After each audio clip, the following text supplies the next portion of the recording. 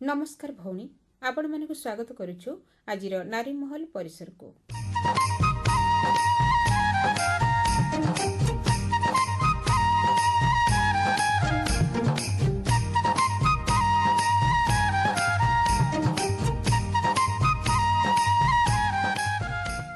आजिर आलप कार्यक्रम रे आसंत भेटिबा जणे भौणी को जे कि वृत्ति रे शिक्षयित्री से हेले सुप्रभा परिडा।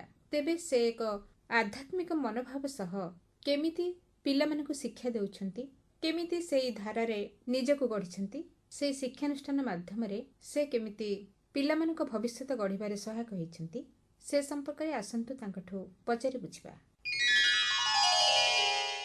आपनको आजिर कार्यक्रम को स्वागत करूछु। नमस्कार। नमस्कार। आज आकाशवाणी कटक को आसी आपण कोन अनुभव करूछंती? आकाशवाणी सहित मो संपर्क छुआ बेलू आम घरे रेडियो थिला। छुआ बेलू बापा बो रेडियो शुणती आ मु तांको सहित मिसिकी रेडियो शुणे। नाटक, शिशु संसार, किशोर चक्र कार्यक्रम सबु शुणे। आउ छुआ बेलू मते रेडियो एते भल लागे जे मु सबु बेले केबे मिस करेनी को जिनसडा गीत सबु शुणे।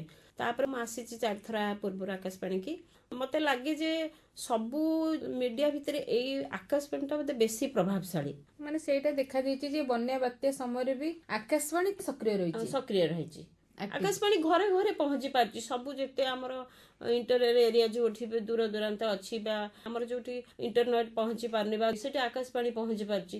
तेणु आकाशवाणी प्रभाव सबुठु अधिक। तापर एबे वर्तमान हमर प्रधानमंत्री जो मन की बात जो कार्यक्रम करूचंती सेटा भी पूरा प्रभाव रहुछि आकाशवाणी रो। हम भाबे आकाशवाणी रो बेसी प्रभाव रहिछि लोकंक ऊपर।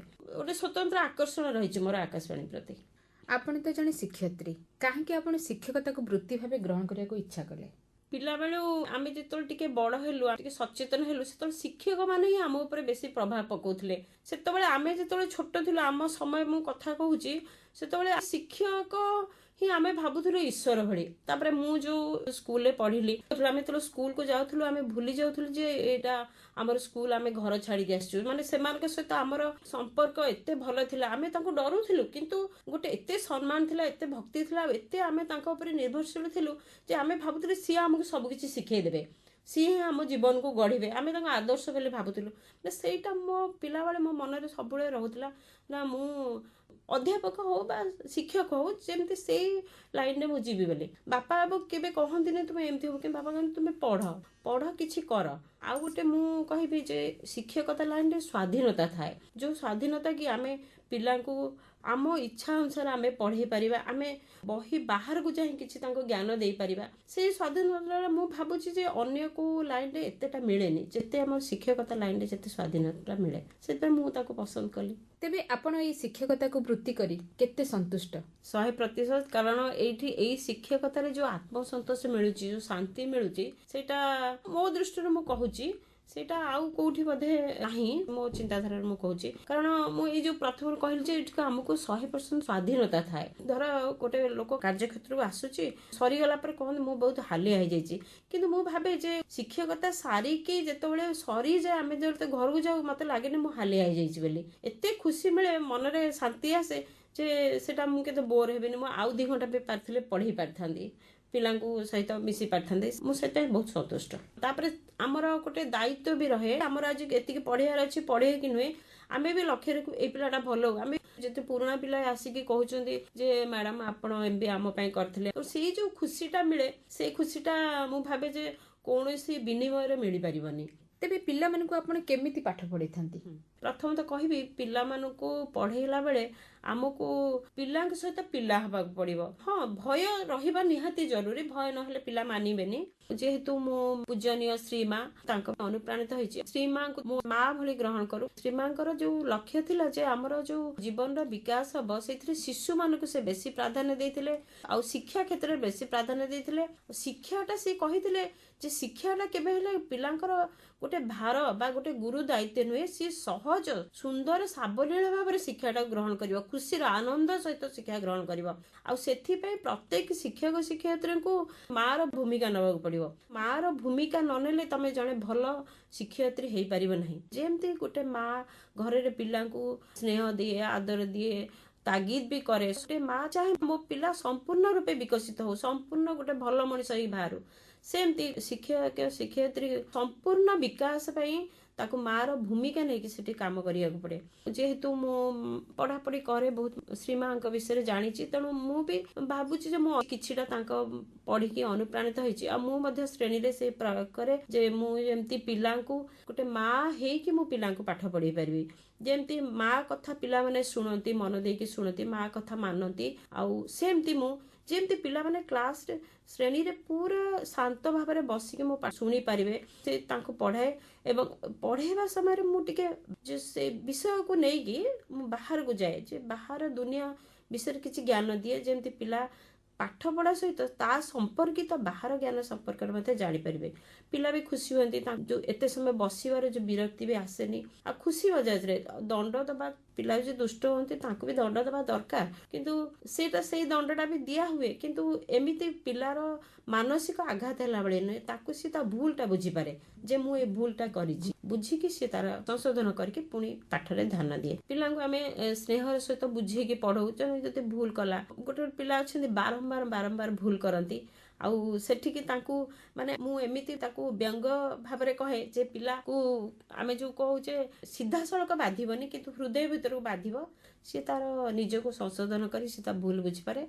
ଆଉ ପିଲାଙ୍କର ପାଠ ମାନେ କେବେ ହେଲେ ପିଲା ଭାବୁ ଯେ ଏଇଟା ଗୋଟେ ଘୋଷି ଦେବି ଆଉ ବହୁତ ନମ୍ବର ଆଣିବି, ନୁହେଁ। ମେନ୍ ଲକ୍ଷ୍ୟ ରହିବା କଥା ଯେ ପିଲା ସେଟା ବୁଝୁ, ଆଉ ସେଟା ଜ୍ଞାନ ବୋଲି ଭାବୁ, ଯେ ତା ଭବିଷ୍ୟତରେ ସେ ଜ୍ଞାନ ତା କାମରେ ଲାଗିବ, ତା ବ୍ୟବହାରରେ ଲାଗିବ।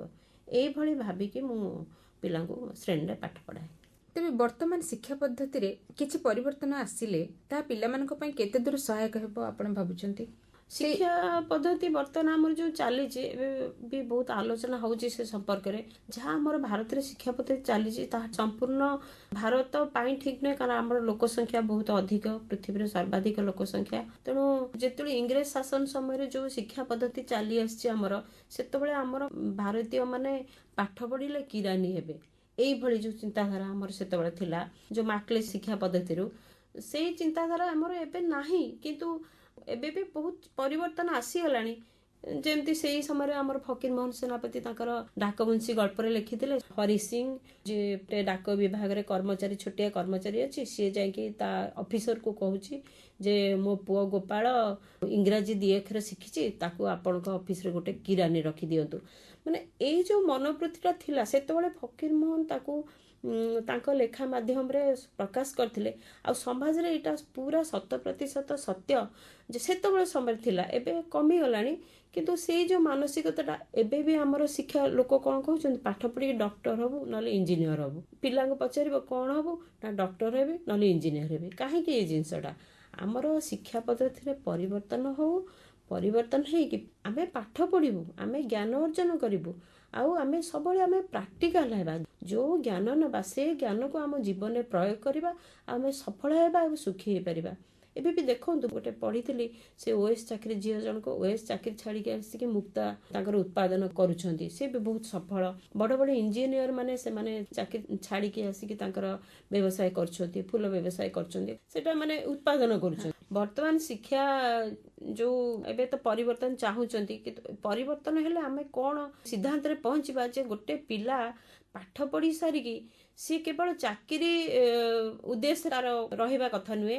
ଚାକିରି ମିଳିଲେ ସିଏ ହେଇପାରିବ।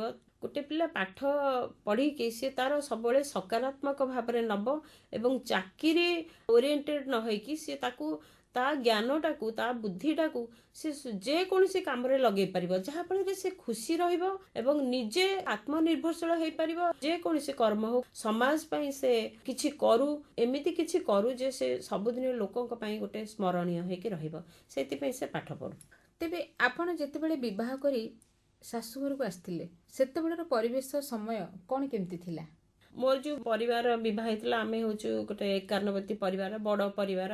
ତେଣୁ ଆମର ସେଠି ମୋତେ ବାହାରକୁ ଆସିକି କାମ କରିବା ପାଇଁ ସ୍ୱାଧୀନତା ଦିଆହେଇଥିଲା। ମୋର ବି ଆଗ୍ରହ ଥିଲା, ସେମାନେ ମନା କରିନଥିଲେ ଯାଉ ବୋଲି, ଏବଂ ମୋତେ ସହଯୋଗ ମଧ୍ୟ କରିଥିଲେ, ବିଭିନ୍ନ କ୍ଷେତ୍ରରେ ସହଯୋଗ କରିଥିଲେ। ମୁଁ ଆସିକି କାମ କଲି। ତେବେ ପରିବାରର ଦାୟିତ୍ୱ ତୁଲେଇବା ସହିତ ଆପଣ ନିଜେ ମଧ୍ୟ ଆତ୍ମନିର୍ଭରଶୀଳ। ଏଇ କର୍ମକ୍ଷେତ୍ର ଆଉ ପରିବାର ଏଇ ଦୁଇଟି ଯାକ କ୍ଷେତ୍ରରେ କେମିତି ଆପଣ ଠିକ୍ ଭାବରେ ଦାୟିତ୍ୱ ତୁଲେଇଛନ୍ତି, ତାର ମୂଳ ମନ୍ତ୍ର କ'ଣ? ପରିବାର ଆଉ କର୍ମକ୍ଷେତ୍ର ଦିଟାକ ଦାୟିତ୍ୱ ମୁଁ ତୁଲେଇଛି। ମୂଳ ମନ୍ତ୍ର ହେଉଛି ମୁଁ କାମଟାକୁ କେବେ ହେଲେ ଗୋଟେ ବୋଝ ଭଳି ଭାବେନି। ଏଇ କାମଟା ମୋର କରିବାର ଅଛି, ମୁଁ କରିବି, ଏଇଟା ମୁଁ କରେ। ଆଉ ସେଇ ଅନୁସାରେ ମୁଁ ପୂର୍ବ ରାତ୍ରିରୁ ପ୍ରସ୍ତୁତି କରି ରଖେ ଯେ ମୁଁ ଏଇ ସମୟ ଭିତରେ ମୋର କାମ କରିବି ବୋଲି ମୁଁ କରେ। କିଛି କିଛି କ୍ଷେତ୍ରରେ ବାଧାବିଘ୍ନ ଆସିଛି, କିନ୍ତୁ ସେଇଟାକୁ ମୁଁ କଷ୍ଟ ବୋଲି ଭାବେନି। ନା ମୋତେ ଏଇଟା କରିବାକୁ ପଡ଼ିବ, ବିଦ୍ୟାଳୟର ଦାୟିତ୍ୱ ନେଇଛି ତାକୁ କରିବାକୁ ପଡ଼ିବ, ଘରର ଦାୟିତ୍ୱ ନେଇଛି ତାକୁ କରିବାକୁ ପଡ଼ିବ। ତେଣୁ ମୁଁ ଭାରସାମ୍ୟ ରଖିକି ସେସବୁ କରେ। ଗୋଟେ ନାରୀ ଯେତେବେଳେ ପରିବାର ବୋହୂ ହୁଏ, ମା ହୁଏ, ତା ସହିତ କର୍ମକ୍ଷେତ୍ରରେ ତାକୁ ମଧ୍ୟ କାମ କରିବାକୁ ପଡ଼େ। ତେଣୁ ତାକୁ ଦୁଇଟା ଭିତରେ ଭାରସାମ୍ୟ ରଖିକି କରିବାକୁ ପଡ଼େ। ପରିବାର ଭିତରେ ତାର ଶାଶୁ ଶ୍ୱଶୁର, ସ୍ୱାମୀ, ସନ୍ତାନ, ଦେଢ଼ଶୁର, ଯାଆ ସମସ୍ତଙ୍କ ସହିତ ସହଯୋଗ ରଖି ସମସ୍ତଙ୍କ ସହିତ ଭଲରେ କଥାବାର୍ତ୍ତା ହେଇକି ସେ ତାର କାମ ସାରିକି କର୍ମକ୍ଷେତ୍ରକୁ ଯାଏ। ତେଣୁ ମୁଁ ବି ସେଇଭଳି କରେ। ମୁଁ ଯେତେ ସମ୍ଭବ ଯେଉଁ ସମୟ ଦେଇକି ମୁଁ କରେ, ମୁଁ କେବେ ମନା କରେନି ଯେ ଏଇ କାମଟା ମୁଁ କରିପାରିବିନି, ବା ମୁଁ ପଚାରିକି ବି ଆଗତୁରା ସେ କାମଟା କରିଦିଏ। ଆଉ ତାପରେ ମୁଁ ଯେତେବେଳେ ବିଦ୍ୟାଳୟକୁ ଯାଏ, ବିଦ୍ୟାଳୟରେ ବି ମୋ ସହକର୍ମୀମାନଙ୍କ ସହିତ ମୁଁ ପୁରା ସହଯୋଗ ରଖି କାମ କରେ। ଆମ ଭିତରେ ବୁଝାମଣା ବି ବହୁତ ଭଲ ଥାଏ। ଆମେ ପରସ୍ପର ଭିତରେ କୌଣସି ପିଲାଙ୍କ ସମସ୍ୟା ହେଉ, ବା ପାଠପଢ଼ା ହେଉ, ବା କୌଣସି ଅଭିଭାବକଙ୍କ ଅଭିଯୋଗ ହେଉ, ବା ଭଲ ମତାମତ ହଉ, ଏସବୁ ନେଇ ଆମ ଭିତରେ ଆଲୋଚନା ହୁଏ। ଆମେ ଗୋଟେ ପରିବାର ଭଳିଆ ସେଠି ମେଣ୍ଟେନ୍ କରୁ ଯେ ଆମ ଭିତରେ ମାନ ଅଭିମାନ କାହାର ଲାଭ କ୍ଷତିକି ନେଇକି ସେସବୁ ହୁଏ ସାମୟିକ, କିନ୍ତୁ ଆମେ ସବୁବେଳେ ଭାବୁ ଯେ ଆମେ ଗୋଟିଏ ପରିବାର। ତେଣୁ ଏ ବିଦ୍ୟାଳୟକୁ ମୁଁ ମୋ ପରିବାର ଅଂଶ ବୋଲି ଭାବେ। ସେଥିପାଇଁ ମୁଁ ଦିଟାକୁ ସବୁବେଳେ ଚେଷ୍ଟା କରେ କେମିତି ମୁଁ ଦିଟାକ ଠିକ୍ ରୂପେ ମୁଁ କରିପାରିବି। ଆଚ୍ଛା, ଆପଣଙ୍କର ପରିବାର ସମ୍ପର୍କରେ ଟିକେ କୁହନ୍ତୁ। ପରିବାର ତ ମୁଁ କହିଲି ଯେ ଆମର ହେଉଛି 91 ପରିବାର। ସ୍ୱାମୀ ଅଛନ୍ତି, ମୋ ପୁଅ ଅଛି, ଆଉ 3 ଜଣ ବଡ଼ ଯା ଦେଢ଼ଶୁର ଅଛନ୍ତି, ଆଉ ସାନ ଯା ଦିଅର ବି ଅଛନ୍ତି। ଆପଣଙ୍କର ପିଲାଦିନର ଅନୁଭୂତି ସମ୍ପର୍କରେ କିଛି କୁହନ୍ତୁ। ଅନୁଭୂତି ତ ବହୁତ ଅଛି, ପିଲାବେଳେ ତ ବହୁତ ସ୍ମୃତି ଅଛି। ଗୋଟେ ମନେ ପଡ଼ୁଛି ମୋର, ଆମେ ବାଣୀବିହାରରେ ଥିଲୁ, ବାପା ବାଣୀବିହାରରେ ଚାକିରି କରିଥିଲେ। ଆମ ଅଜା ଆସନ୍ତି ସବୁ ପୂଜା ପର୍ବରେ ଅଜା ଆମର ପିଠାପଣା ନେଇକି ଆସିବେ। ରଜରେ ପୋଡ଼ ପିଠା ନେଇକି ଆସିବେ, ପ୍ରଥମାଷ୍ଟମୀରେ ହଳଦୀ ପତ୍ର ଏଣ୍ଡୁରି ପିଠା ନେଇକି ଆସିବେ। ଆଉ ପୁରା ସକାଳ 6ଟାରୁ ଅଜା ଆସିକି ଆମର ପହଞ୍ଚିଯାଆନ୍ତି। ସେଦିନ ଆମକୁ ନିଦ ହବନି, ରାତିରେ ଆମେ ଅନେଇକି ବସିଥିବୁ ଅଜା କେତେବେଳେ ଆସିକି ପହଞ୍ଚିବେ। ଖେଳେଇକି ବସି ପଡ଼ିବୁ ଯେ ଆମର ପୋଡ଼ପିଠା ନେଇକି ଆସିଛନ୍ତି, ଆଈ ପଠାନ୍ତି ଆମ ପାଇଁ ପୋଡ଼ପିଠା। ଏମିତି ଗାଁରୁ ବି ମା ଆସନ୍ତି, ଆମ୍ବ, ଖରାଦିନେ ଆମ୍ବ ପୁରା ଗୋଟେ ବସ୍ତା ନେଇକି ଆସିବେ। ଆଉ ସିଏ ଯେଉଁ ଖୁସି, ଆମ୍ବ ଆସିଲା ପରେ ଆମେ ସାଙ୍ଗେ ସାଙ୍ଗେ ସେ ଆମ୍ବକୁ ଧରିକି ବସି ପଡ଼ିବୁ, ଦାଣ୍ଡରେ ଲାଇନ୍ ହେଇକି ଆମେ ସବୁ ଆମ୍ବ ଖାଇବୁ। ଆଉ ଗଣା ହବ କିଏ କେତେଟା ଆମ୍ବ ଖାଉଛି। ତାପରେ ଆମେ ଗାଁକୁ ବି ଯାଉ, ସେଠୁ ଗାଡ଼ିଆରେ ମାଛ ଧରା ହୁଏ। ସେଠି ବସିଥିବୁ ଗାଡ଼ିଆ ମୂଳେ, ଜାଲ ପଡ଼ିବ, ଜାଲ ପଡ଼ିକି ଦେଖିବୁ କେତେ ବଡ଼ ବଡ଼ ମାଛ ବାହାରୁଛି। ସେ ଯେଉଁ ଖୁସି, ବିଲ, ସେଠି ଗାଁକୁ ଗଲେ ସେଠି ଯେଉଁ ତାଳ ବଣ ଅଛି, ସେ ତାଳ ବଣରେ ଯାଇ ବୁଲିବୁ। ଖରାଦିନ ସକାଳୁ ଆମ୍ବ ଝଡ଼ିଥିବ, ତୋଟା ଅଛି, ସେ ତୋଟାକୁ ଯିବୁ, ଆମ୍ବ ଉପରେ ଚାରିଆଡ଼େ ଝଡ଼ିକି ଗଦା ହେଇଥିବ, ତାକୁ ଗୋଟେ ଗାଟି ନେଇକି ଆସିବୁ। ମାମୁଁ ଘରକୁ ଗଲେ ନଈରେ କ'ଣ କରିବୁ, ଆମେ ଛୋଟ ଛୋଟ ହେଇଥାଉ, ମୋ ସାନ ଭାଇ, ମୋର ଆଉ ଜଣେ ସମ୍ପର୍କୀୟ ଭଉଣୀ, ଆମେ ଛୋଟ ଗାମୁଛା ଧରି ପଳେଇବୁ। ସେଠି ନଈ କୂଳରେ ଟିକି ଟିକି ଚିଙ୍ଗୁଡ଼ି ମାଛ, ତାକୁ ଏମିତି ଗାମୁଛାରେ ଛାଣିକି ଧରିକି ଆସିବୁ। ଘରୁ ପଇସା ନେଇଯାଇଥିବୁ, ନଈ ବନ୍ଧରେ ସେଠି କେକ୍ ଫେକ୍ କିଣିକି, ବିସ୍କୁଟ୍ କିଣିକି ଆମେ ସେଠୁ ଖାଇକି ଆସିବୁ। ଥିଲା ସେ ଛୋଟବେଳୁ ଯେଉଁ ସ୍ୱାଧୀନତା, ସେ ଖୁସି, ଆଜିକାଲି ତାକୁ ଭାବିଲେ ଏତେ ଖୁସି ଲାଗେ ଯେ ସେଇ ପିଲାବେଳଟା ଥରେ ଫେରି ଆସନ୍ତା କି, ସେମିତି ଆମେ ଖୁସି ହୁଅନ୍ତୁ କି, ସେମିତି ଯାଇକି ଆମେ ମାଛ ଧରନ୍ତୁ କି, ବହୁତ ଖୁସି ଲାଗେ ପିଲାବେଳ କଥା ଭାବିକି। ସେଇ ଗାଁ ଯେଉଁ ଯାଉ, ମାମୁଁ ଘର ଗାଁରେ ଆମର ନାଳ ଥିଲା, ଆମେ ନାଳକୁ ଯାଉ, ନାଳକୁ ଯାଇ ସେଠି ପଦ୍ମ ଫୁଟେ, ସେ ପାଣି ଥିଲା ବହୁତ, ପଦ୍ମ ଫୁଟେ, ସେ ତାର କେଶର ଯେଉଁ ମଞ୍ଜି, ସେ ମଞ୍ଜିକି ଆଣି ଆମେ ଖାଇବୁ। ବାଡ଼ି ଯାଉ, ଆମେ ବାଡ଼ିରେ ବଡ଼ ବଡ଼ ତରଭୁଜ ସେତେବେଳେ ହୁଏ, ସେ ତରଭୁଜ ଆସିବୁ, ସେ ତରଭୁଜକୁ ମୁଢ଼ିରେ ଗୋଳା ହେଇକି ଖିଆ ହୁଏ। ସେ ଯେଉଁ ଖୁସି, ତାପରେ ମାଛ ଧରା ହେଇକି ଆସିବ, ସାଙ୍ଗେ ସାଙ୍ଗେ ରନ୍ଧା ହବ, ଖାଇବୁ। ସେ ସ୍ମୃତି ଅପାସରା, ସେ ସ୍ମୃତିକି ଆମେ କେବେ ବି ଭୁଲି ହବନି। ଆଉ ଭାରି ଖୁସି ଦିଏ ସେ ସ୍ମୃତି ସବୁ। ଏବେ ଯେଉଁ ସହର ଲୋକ ରହୁଛନ୍ତି, ବେଶୀ ସହରାଭିମୁଖୀ ହେଇଯାଉଛନ୍ତି, ଗାଁରେ ରହିବାକୁ ପସନ୍ଦ କରୁନାହାନ୍ତି। କିନ୍ତୁ ଗାଁରେ ଯେଉଁ ଖୁସି ଥିଲା, ସେ ଖୁସି ଆଉ ସହରରେ ମିଳିବନି।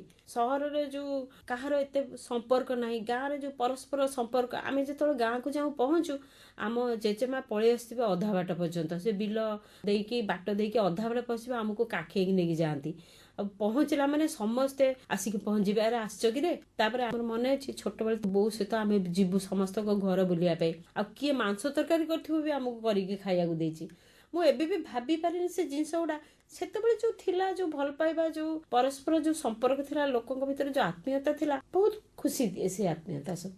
କଥାରେ ଅଛି, ସଂସାର ଭିତରେ ଘର କରିଥିଲେ ପଥର ପଡ଼ିଲେ ସହି। ନିଜ ଅନୁଭୂତିରେ କୌଣସି ଘଟଣା କୁହନ୍ତୁ ଯୋଉଠି ପରିସ୍ଥିତିର ଚାପରେ ନିଜ ସୁଖ ସୁବିଧାକୁ ତ୍ୟାଗ କରି ପରିବାରର ମଙ୍ଗଳ ପାଇଁ ଏ କାମଟିଏ କରିଛନ୍ତି ବା ଆପଣଙ୍କୁ କରିବାକୁ ପଡ଼ିଛି, ସେମିତି ଘଟଣାଟି କୁହନ୍ତୁ। ପରିବାର ରହିଲେ ତ ଝଗଡ଼ା ଝାଣ୍ଟି ହୁଏ ବା ମନମାଳିନ୍ୟ ହୁଏ। ବହୁତ ଥର ସେମିତି ପରିସ୍ଥିତି ଆସିଛି। ଯେହେତୁ ମୁଁ ଘରର ସାନ, ଆମର ଏକାନବର୍ତ୍ତୀ ପରିବାର, ଘରର ବଡ଼ମାନଙ୍କୁ ତ ପ୍ରାଧାନ୍ୟ ଦିଆଯାଏ। ମୁଁ ଥରେ ଘରର ଘଟଣା ଏମିତି କିଛି ଭାଇମାନଙ୍କର ମନମାଳିନ୍ୟ ହେଇଥିଲା। ମୁଁ ସେଠି କହିଲି ଭାଇମାନଙ୍କ ମନମାଳିନ୍ୟ କ'ଣ କରିବି, ମାନେ କେହି ବି କିଛି ନେଉନାହାନ୍ତି। ତେଣୁ ମୋତେ ବହୁତ ଖରାପ ଲାଗିଥିଲା। ମୋତେ ଗୋଟେ ଅଣନିଶ୍ୱାସ ଲାଗିଥିଲା ଯେ ଏଇଭଳି ପରିସ୍ଥିତିରେ ସେମାନେ କେତେ ଦିନ ରହିବେ। ତାପରେ ମୁଁ ମୋ ଆଡ଼ୁ ଚେଷ୍ଟା କଲି। ମୁଁ ମୋ ସାନ ଯାଆକୁ ଫୋନ୍ କରିକି କହିଲି, ମୁଁ କହିଲି ଦେଖ, ଭାଇମାନଙ୍କ ଭିତରେ ଯଦି କିଛି ମନମାଳିନ୍ୟ ହେଇଛି ତାକୁ ଆମେ ତୁଟେଇ ଦେବା, ଆମ ଭିତରେ ଆମେ ତୁଟେଇ ଦେବା। ମୋତେ ଲାଗୁଥାଏ ଯେ ମୁଁ ସାନ ଯାଆକୁ କାହିଁ କହିବି, ମୋ ଆତ୍ମସମ୍ମାନକୁ ବାଧା ଆସୁଛି, ମୁଁ କାହିଁ କହିବି। ମୁଁ କହିଲି ନା, ଯାହା ବି ହେଇଯାଉ, ମୋର ଆତ୍ମସମ୍ମାନ ଠାରୁ ବର୍ତ୍ତମାନ ମୋର ପରିବାରର ବେଶୀ ଆବଶ୍ୟକତା ରହିଛି ଭାଇମାନଙ୍କର ସମ୍ପର୍କ। ତେଣୁ ମୁଁ ସାନ ଯାଆକୁ କହିଲି ଏବଂ ସାନ ଯାଆ ମଧ୍ୟ ଖୁସିରେ ଗ୍ରହଣ କରିଦେଲା। କହିଲା ନା, ଯାହା ହେଇଛି ହେଇଛି, ଆମ ଆଡ଼ୁ ଚେଷ୍ଟା କରିକି ଆମେ ପୁଣି ଭାଇମାନଙ୍କୁ ମିଳେଇ ଦେବା। ଆଉ ସେଇ ଘଟଣା ମୁଁ ଯେତେବେଳେ ମନେ ପକାଏ ମୋତେ ବହୁତ ଖୁସି ଲାଗେ ଯେ ମୁଁ ପରିବାର ପାଇଁ ଗୋଟେ ସାମାନ୍ୟ କିଛି କରିପାରିଛି। ସେମିତି ବହୁତ ଘଟଣା ହେଇଛି ଯୋଉଠିକି ଆମେ 2 ଜଣ ସ୍ୱାମୀ ସ୍ତ୍ରୀ ଚାକିରିଆ। ତେଣୁ ପିଲା ଯେତେବେଳେ ଛୋଟ, ଶାଶୁଙ୍କ ଦେହାନ୍ତ ହେଇଗଲା ଶୀଘ୍ର, ମାତ୍ର 4 ବର୍ଷ ହେଇଛି ମୋ ପିଲା। ତେଣୁ ତା ପରବର୍ତ୍ତୀ ସମୟରେ ଯେତେବେଳେ ବି ପୁଅ ଦେହ ଖରାପ ହେଇଛି, ମୋତେ ଟିକେ ବେଶୀ ଅସୁବିଧାର ସମ୍ମୁଖୀନ ହେବାକୁ ପଡ଼ିଛି। ମୋ ସ୍ୱାମୀ ଅଫିସ ଟିକେ ଏତେ ବନ୍ଦ କରିପାରନ୍ତିନି। ତେଣୁ ମୋତେ ବି ବହୁତ କ୍ଷେତ୍ରରେ ସ୍କୁଲ ବନ୍ଦ କରିବାକୁ ପଡ଼ିଛି ପୁଅର ଦେହ ଖରାପ ନେଇକି। ମୁଁ ଯେତେବେଳେ ବାରମ୍ବାର ସ୍କୁଲ ବନ୍ଦ କରେ ମୋତେ ବି ଖରାପ ଲାଗେ। କିନ୍ତୁ ଯେହେତୁ ଆମ ପରିବାର ଭିତରେ ବୁଝାମଣା ଠିକ ରହିବ, ଯଦି ମୁଁ ନ କରିବି ପିଲାକୁ କିଏ ଅନେଇବ, ସେଇଥିପାଇଁ ମୁଁ ପୁଅର ଦେହ ଖରାପ ହେଲେ ମୁଁ ବାଧ୍ୟ ହୋଇକି ମୋ ତରଫରୁ ମୁଁ ସ୍କୁଲ ବନ୍ଦ କରୁଛି। କିନ୍ତୁ ମୋ ସ୍ୱାମୀଙ୍କୁ ଦେଇନି, ସେପଟ ଅଫିସରୁ ଅବହେଳା କରିବାକୁ ଦେଇନି। ଆଜିକାଲିର ପିଲାମାନଙ୍କ ମଧ୍ୟରେ ଭବିଷ୍ୟତ ପାଇଁ ସମ୍ଭାବନା କ'ଣ ଦେଖୁଛନ୍ତି? ଭବିଷ୍ୟତ ତ ସମସ୍ତେ ଚିନ୍ତା କରନ୍ତି ଭବିଷ୍ୟତର, କିନ୍ତୁ ମୁଁ ଯେତିକି ଲକ୍ଷ୍ୟ କରୁଛି ମୋ ପରିବାରରେ, ଅନ୍ୟମାନଙ୍କ ପରିବାରରେ ପିଲାମାନେ ବର୍ତ୍ତମାନ ମୋବାଇଲ, ଟିଭି ଏତେ ସେମାନେ ଆକ୍ୱେଣ୍ଟେଡ୍ ହେଇଯାଉଛନ୍ତି ଯେ ସେମାନେ ଆଉ ବାହାର ପରିବେଶ, ବାହାର ବନ୍ଧୁବାନ୍ଧବ, ବାହାର ସାଙ୍ଗସାଥି, ସେଇଥିରୁ ସେମାନେ ମୁହଁ ବୁଲେଇ ଦେଉଛନ୍ତି। ଆମେ ଯଦି କୌଣସି ଯିବାକୁ ଚାହୁଁଛୁ, ଆମର କିଛି ସାଂସ୍କୃତିକ କାର୍ଯ୍ୟକ୍ରମ ହେଉଛି ବା କୋଉଠି ଭୋଜି ଭାତ ଅଛି ବା ଆମର ପରିବାର ମିଶିକି ଆମେ କୁଆଡ଼େ ଯିବାକୁ ଚାହୁଁଛୁ, ସେମାନେ ଆଗ୍ରହ ହେଉନାହାନ୍ତି ଆଉ ଯେ ଆମେ ଯିବୁନି, ଆମେ ଘରେ ରହିବାକୁ ପସନ୍ଦ କରୁ, ଆମେ ଫୋନ୍ ଦେଖିବାକୁ ପସନ୍ଦ କରୁ। ଏଇଭଳି ସେମାନେ ପିଲାଙ୍କ ଭିତରେ ମୁଁ ଟିକେ ଲକ୍ଷ୍ୟ କରୁଛି। ଏଇଟା ଭଲ ନୁହେଁ। ପିଲାଙ୍କର ସମାଜ ସହିତ ସମ୍ପର୍କ ପିଲାମାନଙ୍କର କମିଯାଉଛି, ପାରିବାରିକ ସମ୍ପର୍କ ପିଲାମାନଙ୍କର କମିଯାଉଛି। ଆଗରୁ ଯେମିତି ଆମ ଭିତରେ ପାରିବାରିକ ସମ୍ପର୍କ ଥିଲା, ଯେ ସବୁ ବନ୍ଧୁବାନ୍ଧବଙ୍କ ସହିତ ପିଲାମାନେ ଚିହ୍ନୁଥିଲେ, ଜାଣୁଥିଲେ ଯେ ଆମର ଇଏ ସମ୍ପର୍କୀୟ, ଆଜିକାଲି ସେମାନେ ସବୁ ଚିହ୍ନୁ ନାହାନ୍ତି। ଏଇଟା ଆମର କମିଯାଉଛି। ତଥାପି ଆମର ପିଲାମାନଙ୍କର ଭବିଷ୍ୟତ ଉଜ୍ଜଳ, କାରଣ ସେମାନେ ଟେକ୍ନିକାଲି ଏତେ ଉନ୍ନତ ହେଇଗଲେଣି ଯାହାକୁ କି ଆମେ କିଛି ଜାଣିନୁ। ସେମାନେ ଏତେ ଛୋଟ ପିଲାଟେ, ବର୍ତ୍ତମାନ 4-5 ବର୍ଷର ଛୁଆଟା ଯଦି କହିବେ ତୁ ଫୋନରେ ଏଇ ଜିନିଷ ଦେଖ, ସେ ଦେଖେଇ ଦେଉଛି। ତ ଟେକ୍ନିକାଲି ସେମାନେ ବହୁତ ଉନ୍ନତ ହେଲାଣି ତାଙ୍କ ମସ୍ତିଷ୍କ। ପିଲାମାନେ ବି ବହୁତ ବାହାର ଦୁନିଆ ବିଷୟରେ ଅଧିକ ଜାଣୁଛନ୍ତି, କିନ୍ତୁ ପରିବାର ସମ୍ପର୍କଟା ସେମାନଙ୍କର କମିଯାଉଛି। କିନ୍ତୁ ବାହାର ଦୁନିଆ ବିଷୟରେ ସେମାନେ ଅଧିକ ଜ୍ଞାନ ହାସଲ କରୁଛନ୍ତି। ସେଥିପାଇଁ ସେମାନେ ଚାକିରି କରିବୁ ଏଇଟାରେ ରହିଯାଉଛନ୍ତି। ପିଲାମାନେ, ମୁଁ ଯୋଉ କହିଲି ଯେ ସେମାନେ ପରିବାର ସମାଜରୁ ଦୂରଉଛନ୍ତି, ତାଙ୍କ ଧ୍ୟାନ କେନ୍ଦ୍ରିତ ହେଉଛି ଯେ ପାଠପଢ଼ା। କାରଣ ଏବେ ଏତେ ପ୍ରତିଯୋଗିତା ଆସିଲାଣି ଯେ ସବୁ ପିଲାଙ୍କ ଭିତରେ ରହୁଛି ଆମେ ଭଲ ପାଠ ପଢ଼ିବୁ, ବଡ଼ ଚାକିରି କରିବୁ, ଆଉ ଅର୍ଥ ରୋଜଗାର କରିବୁ, ଜୀବନରେ ଆମେ ଆରାମଦାୟକ ଜୀବନ ବଞ୍ଚିବୁ, ଏଇସବୁ ତାଙ୍କ ମୁଣ୍ଡ ଭିତରେ ରହୁଛି। ଆଉ ସେଥିପାଇଁ ପିଲାଙ୍କର ଏଇ ଯୋଉ ମାନସିକତା ଆସୁଛି, ତା ପାଇଁ ପରିବାର ସମ୍ପୂର୍ଣ୍ଣ ଭାବରେ ଦାୟୀ। ବାପା ମା ମାନେ ଚାହୁଁଛନ୍ତି ଆମେ ଯାହା ହେଇପାରୁନୁ ଆମ ପିଲା ସେଇଆ ହଉ। ପିଲାର ସେତିକି ସାମର୍ଥ୍ୟ ଅଛି ନା ନାହିଁ ସେମାନେ ଦେଖୁନାହାନ୍ତି। ସେମାନେ କହୁଛନ୍ତି ତା ପିଲା ହେଇଛି, ମୋ ପିଲା ବି ହବ। ପିଲାମାନେ ଆଜିକାଲି ଗୋଟେ ଯନ୍ତ୍ରବତ ହେଇଯାଉଛନ୍ତି, କାରଣ ସେମାନେ ପାଠ ପଢ଼ାରେ ଏତେ ତାଙ୍କୁ ପ୍ରେସର ଦିଆହେଉଛି ଯେ ସେମାନେ ଖେଳିବା ବୁଲିବା ପାଇଁ ସମୟ ପାଉନାହାନ୍ତି। ସେଇ ପାଠ ମୁଁ ଜୀବନରେ ଗୋଟେ କ'ଣ ହେବି ଲକ୍ଷ୍ୟ ମାନେ ବାପା ମାଙ୍କ ଯୋଉ ଆଗ୍ରହ କରୁଛନ୍ତି ସେ ତାକୁ ପୂରଣ କରିବା ପାଇଁ ସେ ପାଠ ଛଡ଼ା ସେ ଅନ୍ୟ ଆଡ଼େ ଆଗ୍ରହ କରୁନାହାନ୍ତି ବା ମନ ଦଉନାହାନ୍ତି। ତାଙ୍କ ଜୀବନଟା ଗୋଟେ ଏତେ ଆମ ଛୁଆବେଳେ ଯେମିତି ଜୀବନ ଥିଲା ଖୁସିବାସିଆ ଲାଇଫ୍ ଥିଲା, ଆମେ ଭାବୁଛୁ ପିଲାଙ୍କର ମନୋବୃତ୍ତି ସେଭଳି ଆଉ ନାହିଁ। ସେମାନେ ଗୋଟେ ମେସିନ୍ ଭଳି ଆମେ କରିବୁ, ଆମେ ପଢ଼ିବୁ, ଆମେ ଚାକିରି କରିବୁ, ଏଇ ଭିତରେ ସେମାନେ ସୀମିତ ହେଇକି ରହିଯାଉଛନ୍ତି। ବର୍ତ୍ତମାନ ନାରୀ ଶିକ୍ଷିତା, ସ୍ୱାବଲମ୍ବୀ, ଦକ୍ଷ, କୁଶଳୀ, ସର୍ବଗୁଣ ସମ୍ପନ୍ନ ହେଇ ସବୁ କାମ କରିପାରୁଛି। ପ୍ରତି କ୍ଷେତ୍ରରେ ନିଜକୁ ସେ ଦକ୍ଷ ପ୍ରମାଣିତ କରୁଛି। ନାରୀ ମଧ୍ୟ ସ୍ୱାବଲମ୍ବୀ ହେବା ସହିତ ସ୍ୱାଧୀନଚେତା ହେଇଛି। କିନ୍ତୁ ଅନ୍ୟ ପକ୍ଷରେ ଦେଖାଯାଉଛି ଅନେକ ପରିବାର ଭାଙ୍ଗି ଯାଉଛି, ବିବାହ ବିଚ୍ଛେଦ ଘଟୁଛି, ହତ୍ୟା ଆତ୍ମହତ୍ୟାର ଖବର ଚାରିଆଡ଼େ ଆମ କାନରେ ପଡୁଛି। ତେବେ ସମାଜ ଗଠନରେ ନାରୀର ମୁଖ୍ୟ ଭୂମିକା ନିଶ୍ଚୟ ରହିଛି। କିନ୍ତୁ ନାରୀକୁ କ'ଣ କରିବାକୁ ପଡ଼ିବ ଗୋଟିଏ ଶୃଙ୍ଖଳିତ ପରିବାର ଓ ଗୋଟିଏ ଶୃଙ୍ଖଳିତ ସମାଜ ଗଠନ ପାଇଁ? ଆପଣ ଏ ସମ୍ପର୍କରେ କ'ଣ କହିବେ? ଶୃଙ୍ଖଳିତ ପରିବାର ଆଉ ଶୃଙ୍ଖଳିତ ସମାଜ ଗଠନ କରିବା ନାରୀର ଭୂମିକା ନିହାତି ରହିଛି। ନାରୀ ହିଁ ମୁଖ୍ୟ, ନାରୀ ଠାରୁ ହିଁ ତ ସୃଷ୍ଟି। ସେ କହନ୍ତି ଯେ ଗୋଟେ ମା ଶିକ୍ଷିତ ହେଲେ ପରିବାର ଶିକ୍ଷିତ ହବ, ସମାଜ ଶିକ୍ଷିତ ହବ। ତେଣୁ ନାରୀ ହିଁ ଚାହିଁବ ଯଦି ସେ ନିଶ୍ଚିନ୍ତ ଭାବରେ ଗୋଟେ ପରିବାରକୁ ଶୃଙ୍ଖଳିତ କରିପାରିବ। ଯେମିତି ମୁଁ ପରିବାର କଥା କହିବି, ତା ପରିବାରରେ ଯେତେ ରହିଲେ ତା ପିଲା ବା ତା ସ୍ୱାମୀ, ତା ଶାଶୁ ଶ୍ୱଶୁର, ସେ ସମସ୍ତଙ୍କ ସହିତ ପୁରା ସମ୍ପୂର୍ଣ୍ଣ ଭାବରେ ସହଯୋଗ ରଖିବ। ତା ପିଲାକୁ ସେ ଶିଖେଇ ପାରିବ ଯେ ବାପା ତୁ ଏଇଟା କର, ଏଇଟା କଲେ ଠିକ୍ ହେବ, ଏଇଟା କର ନା, ଏଇସବୁ ତାକୁ କହିବ। ଗୋଟେ ପରିବାର ଗଠନ ପାଇଁ ନାରୀ ଓ ପୁରୁଷଙ୍କର ଉଭୟଙ୍କର ଭୂମିକା ରହିଛି। ବିଶେଷ ଭାବରେ ନାରୀର ବେଶୀ ଭୂମିକା ରହିଛି, କାରଣ ନାରୀ ହିଁ ଘର ପାଇଁ ସମୟ ଦିଏ, ଘର ପାଇଁ ଉତ୍ତରଦାୟିତ୍ୱ ତାର ବେଶୀ। ଗୋଟେ ସଂସାର ଗଢ଼ା ହୁଏ ପରସ୍ପର ମଧ୍ୟରେ ବୁଝାମଣା, ଭଲ ପାଇବା, ସହନଶୀଳତା ଆଉ ନିଜର ଯୋଉ କର୍ତ୍ତବ୍ୟ କରିବାର ସଚେତନତା। ବର୍ତ୍ତମାନ ନାରୀ ଯୋଉ ବାହାରକୁ ଯାଉଛି ତା ଭିତରେ ଗୋଟେ ଅହଙ୍ଗ ଆସୁଛି। ଯୋଉ ଆପଣ କହିଲେ କି ଆମର ବହୁତ ବିବାହ ବିଚ୍ଛେଦ ହଉଛି, ସେଠି ପୁରୁଷର ଯେତିକି ଭୂମିକା ରହୁଛି ନାରୀର ସେତିକି ଭୂମିକା ରହୁଛି। କିନ୍ତୁ ନାରୀ ଯଦି ନିଜର ସହନଶୀଳତା ବଜାୟ ରଖିବ, ପରିସ୍ଥିତି ଦେଖିକି ସିଏ ଯଦି ନିଜ ଅହଙ୍କାରକୁ ସେଠିକି ଆଣିବନି, ସ୍ୱାମୀ ସ୍ତ୍ରୀ ମଧ୍ୟରେ ଉତ୍ତମ ବୁଝାମଣା, ପରସ୍ପର ପ୍ରତି ବିଶ୍ୱାସ, ଭଲ ପାଇବା, ଆନ୍ତରିକତା ଏସବୁ ରହିଲେ କେବେ ହେଲେ ବି ପରିବାର ଭାଙ୍ଗିବନି। ନାରୀ ସ୍ୱାବଲମ୍ବୀ ହେବା ମାନେ ନୁହେଁ ଯେ ସ୍ୱେଚ୍ଛାଚାରୀ ହେବ। ନାରୀ ଭିତରେ ଆଧ୍ୟାତ୍ମିକତାର ସ୍ପର୍ଶ ରହିଲେ ସେ ତାର ପରିବାରକୁ ଶୃଙ୍ଖଳିତ କରିପାରିବ, ନିଜ ମନକୁ ଶାନ୍ତ ରଖିପାରିବ ଏବଂ ପରିବାରକୁ ସୁଚାରୁ ରୂପେ ଚଳେଇ ପାରିବ। ଶିକ୍ଷକତା ବ୍ୟତୀତ ଆପଣ ଆଉ କ'ଣ କରିବାକୁ ଭଲ ପାଆନ୍ତି? ମୋତେ ରୋଷେଇ ଭଲ ଲାଗେ, ଆଉ ସିଲେଇ ବି ମୋତେ ଭଲ ଲାଗେ କରିବା ପାଇଁ, ଚିତ୍ର ବି ମୁଁ ଆଙ୍କେ। ମୋର ମୁଖ୍ୟ ହେଉଛି ମୁଁ ବହୁତ ବହି ପଢ଼େ। ମୋର ଅଭ୍ୟାସ ଯେ ମୁଁ ରାତିରେ ସବୁବେଳେ ଟିକେ ବହି ପଢ଼ିବି ତାପରେ ଶୁଏ। ସେଟା ମାନସିକ ଶାନ୍ତି ଦିଏ। ବିଦ୍ୟାଳୟରେ ମୋର ଯେତେବେଳେ ବିଭିନ୍ନ କାର୍ଯ୍ୟକ୍ରମ ହୁଏ, ଆନୁଆଲ୍ ଫଙ୍କସନ୍, ମୁଁ ତା ଦେହରେ ନାଟକ ଲେଖେ, ପିଲାଙ୍କୁ ନିର୍ଦ୍ଦେଶନା ମଧ୍ୟ ଦିଏ। ମୁଁ ଏମିତି ଗାଇବା ଶିଖିନି କିନ୍ତୁ ଗୀତ ମଧ୍ୟ ଗାଏ, ଆଉ ଗୀତ ବି ଶୁଣିବାକୁ ବହୁତ ଭଲ ଲାଗେ। ଚିତ୍ତ ଜେନାଙ୍କ ଗୀତ ଶୁଣିବାକୁ ମୋତେ ବହୁତ ଭଲ ଲାଗେ। ତାଙ୍କର ଯୋଉ କଣ୍ଠରେ ଯୋଉ ଲାଳିତ୍ୟ ଅଛି, ଯୋଉ ମଧୁରତା ଅଛି, ତାହା ହୃଦୟସ୍ପର୍ଶୀ। ଆପଣଙ୍କୁ ଆପଣଙ୍କ ପସନ୍ଦର ଗାୟକ ଚିତ୍ତ ଜେନାଙ୍କର ଏଇ ଗୀତଟି ଶୁଣେଇ ଦଉଛୁ।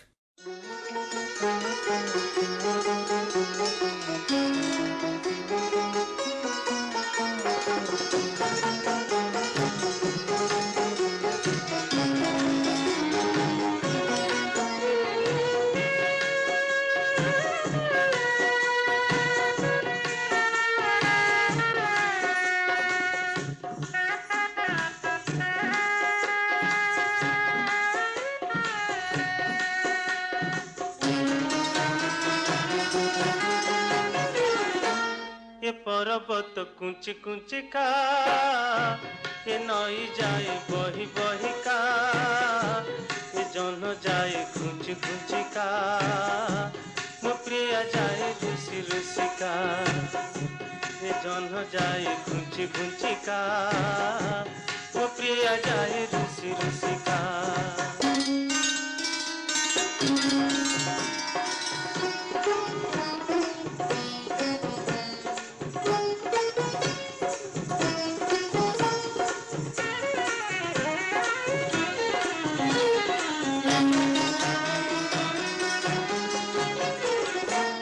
मुदेली गोलाप फूल से कहे कंटक भर, मुदेली गोलाप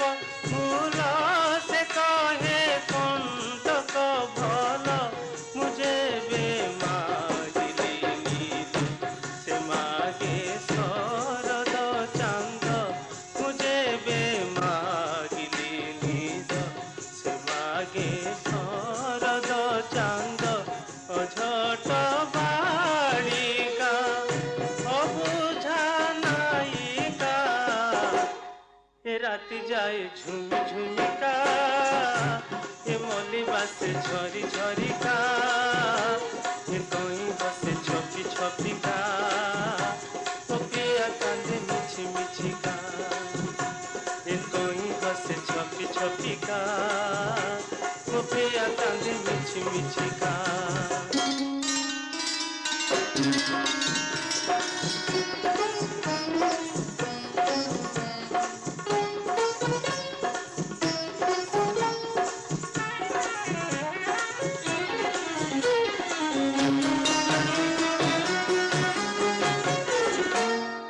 राती जाए रे सोरी फूल जाए रे झरी